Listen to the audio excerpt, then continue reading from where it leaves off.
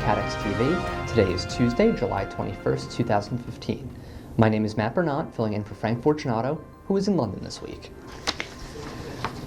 Turkish police fired tear gas and water cans to disperse demonstrators gathered in Istanbul late Monday night to protest one of the deadliest terror attacks to rock the country in years.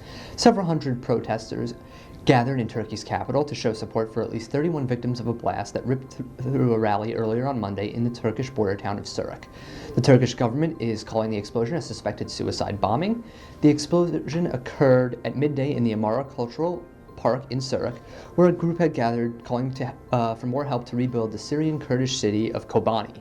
Surak is about 6 miles from the border, and Kobani, the Syrian city that was the scene of intense fighting between Syrian rebels, Kurdish forces, and ISIS. There was no immediate claim of responsibility. However, it's been suggested that ISIS was responsible for the attack by Prime Minister Ahmet Davutoglu. He urged the country to unite and said the government would not hesitate in taking action in response to the bombing. Turkish President Recep Tayyip Erdogan also condemned the attack.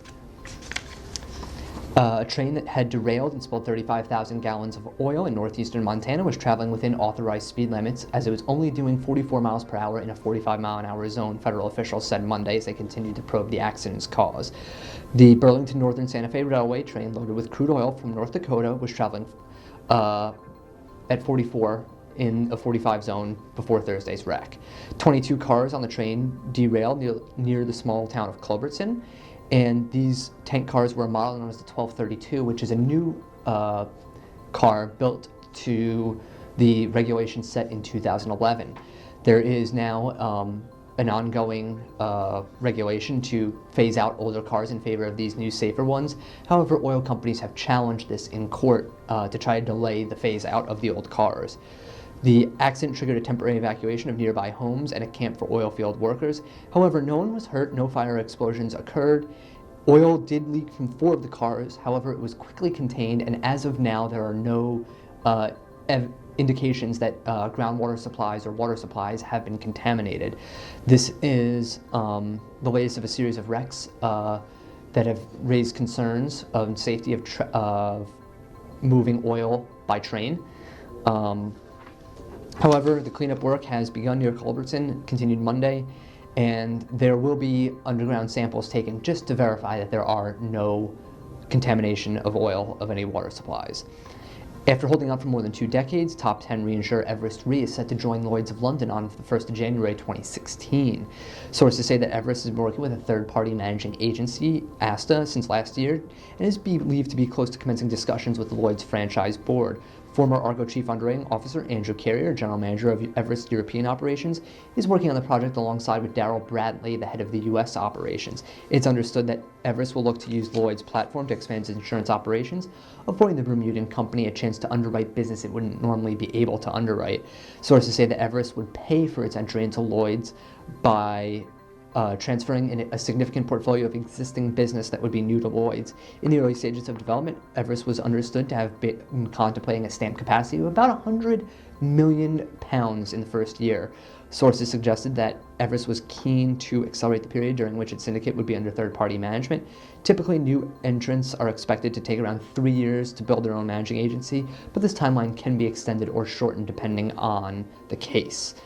Authorities say a magnitude 4.1 earthquake struck near Fremont, California, which is about 35 miles southeast of San Francisco, at about 2:30 a.m. local time Tuesday morning. The quake had a depth of about 7 miles, and as of now, no injuries or property damage have been reported. A 4.4 magnitude earthquake centered 13 miles off Talkeetna, Alaska, was also struck late Monday night around 7:08 p.m. local time. This quake was felt widely, however, like the San Francisco quake, no injuries or property damage have been reported as of right now. The City of London police have launched a criminal investigation into a ship owner amid allegations of an $85 million insurance fraud scandal. The insurance accusations first came to light in an ongoing civil case being heard in London's commercial court after the ship owner, Suez Fortune Investments, sued 10 Lloyds insurers for refusing to pay a claim on the Brillante Virtuoso, which was lost to an alleged pirate attack in 2011. U.S. court filings obtained by the Insurance Insider revealed that the city's police force is investigating the company's owner with a view of bringing charges of fraud against them. The filings said the insurers had very serious doubts about the claim from the very first notification. A commercial court judgment handed down in January, Mr. Justice Flo ruled that the vessel was a constructive total loss for $85 million. The claims adjusters, however, at the insurance companies had only wanted to pay $3.2 million.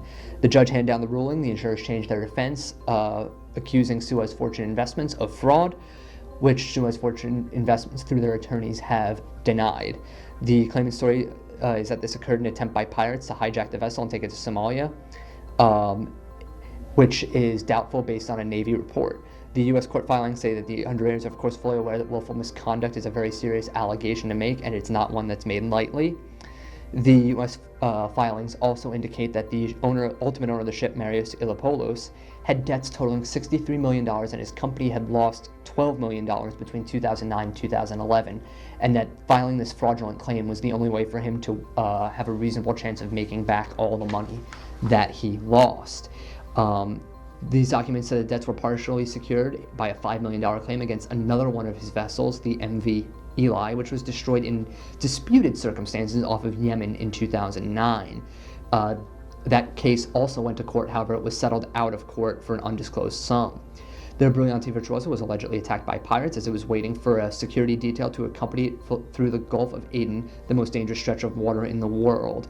However, U.S. court documents filed by insurers cast down the story, saying it was abundantly clear that the Navy found the incident was suspicious and not at all consistent with a pirate attack. So we'll see where that goes.